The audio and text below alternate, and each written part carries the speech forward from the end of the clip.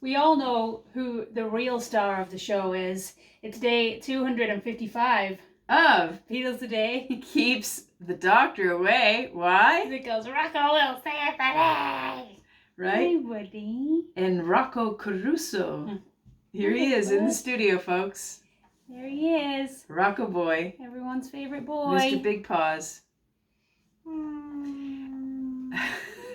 We might lose Amelia. I just accidentally stepped on him in the bathroom, so I have to make friends with him again. Right, little boy. Yeah, he was sitting on the bath mat in the dark, and as one does. And I step on him all the time because even though he's large, he's actually very stealthy.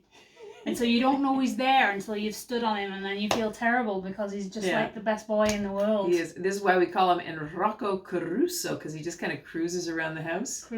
Waco. We call him Waco because he goes on a walkabout on a fairly regular basis, and all of a sudden he's there. Don't worry, he sleeps like 18 hours a day to rest. Work up for it, yes. From all the walking. He does. So, hello folks, welcome back to another great day in the studio. Happy Friday. We have treats for you. We're gonna do the tid afterwards, so that you can hit those low notes. This is low song for me, and sometimes like I talk like a jackhammer hitting a concrete slab, and so it kind of warms my vocal cords up too much. So we're gonna do the song and then we'll talk. Are you ready? Pray for me. Okay. Will you call me your baby when you're holding my hand? But the way that you hurt me, I just don't understand. Will you say that you need me like the ocean needs sand? But the way you deceive me, I just don't understand. Well, you know that I love you more than anyone can, but a one-sided love, I just don't understand.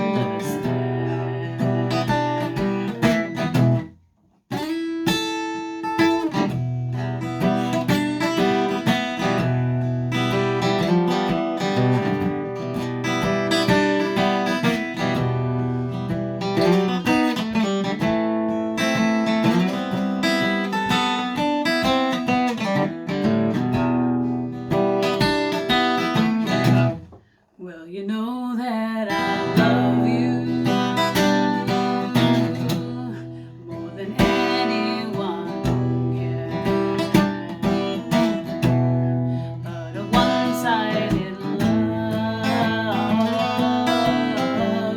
I just don't understand. Well, you call me a baby, you're holding my hand. Oh, how can you hurt me? I just don't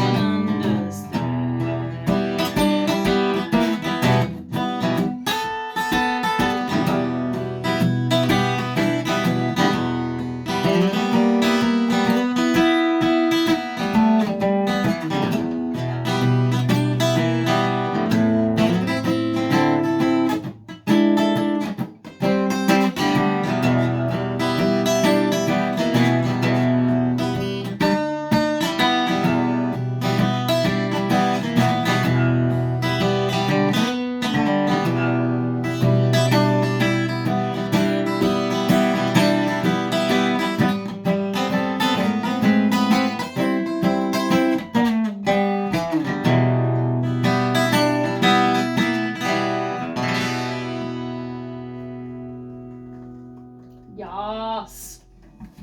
Yes. Yes. Now we can launch into Wait for Wait for it. Wait for it. Wait for it. Bits of Tid. Hey. So before Bits of Tid, when I'm kind of like picking songs and looking at songs to do, like there are some days when my voice can get those lows, but the tricky part is the more that I listen to them and practice singing it, the more warm my voice gets. Yes. And then over the course of like the hour that we're practicing it, suddenly I start to all of a sudden I start to lose those lows. So, I mean, back in the day, not that I anymore do this, but back in the day, you can always use scotch, cigars, coughing, yelling loudly, not sleeping, and dehydration will also help you get those low notes, which, every singing teacher recommends. Coughing and yelling doesn't work for me. It just coughing and yelling just makes the problem worse. Scotch and smoking, yes. Having a nap before, yes. Steve Scott, if you're listening, we do not endorse any of these for singers. But we've done them all. But it has happened in the past. Yeah. So that was good. I don't think I had another take in me, so it's a good job it was a one take. That's all I can say. Quick reprise on the old Bits of Tid. Hey! All right. That was originally a song for Anne Margaret. Anne Margaret. Yes. Though I'm the only... You can almost see her singing it. And it was actually the first time that a record ever featured fuzzbox guitar. Truth. Ever? Yes. On purpose, you mean? Yes, on purpose. Because I'm sure there was lots of feedback on guitars before that in the days of working with accidental electricity. Right, no, it was on purpose. And of course, Anne Margaret, who was born in Stockholm, Sweden. But she was born in... She was born in 1941, and by the time she was 8 years old, she was a naturalized American citizen. So she didn't spend a lot of time of her childhood in Sweden. But she's an Emmy winner, a Golden Globe winner, nominated for Academy Awards, and just a really, really accomplished performer. Yeah. And has worked with some really great actors, and been on some great series and been in some great movies, and she's still alive and kicking. She's been in the Elvis films. She actually was billed as the female Elvis Presley when she first came out with her music, when they tried to sell her as a music star. Because she was very highly sexualized as a person as well. Well, for lots of different reasons. I think they wanted to, put a kind of a different flavor in there, and they billed her as the female version of Elvis Presley. But she didn't have a very successful music career. Her screen career was more successful. I really liked her role in Tommy, in the Who's movie of the Tommy. Right. She played the mother. Did you know that she won an Emmy? She was nominated many times for Emmys, but the Emmy that she won was for an appearance on Law & Order SVU in 2010. Oh, no kidding. Now, as this song pertains to the Beatles... this song was from 1961 for Anne Margaret, but the Beatles picked it up in 1963. It was one of those ones that they recorded only once, and it was for Pop Goes the Beatles, the 10th episode of Pop Goes the Beatles, and it's the one that appears on Live at the BBC, and then they never did it again. And you've been in bands, and I've been in bands, and been in choruses and stuff where you pick a song up, you rip dust it off, you rip it off, and then great. And then you move on. You just kind of. I have to say, I kind of liked our version tonight. It was a little bit more grunt to it, They did it a little faster, and it was a little bit young. Didn't have that should have had pain that cigarette, in it. Shouldn't I? Should have been like Dean Martin. I tried to play. Tried to play lightly on your low notes. Yeah, I noticed that. Thanks. You're welcome. Anything for you. So that was that.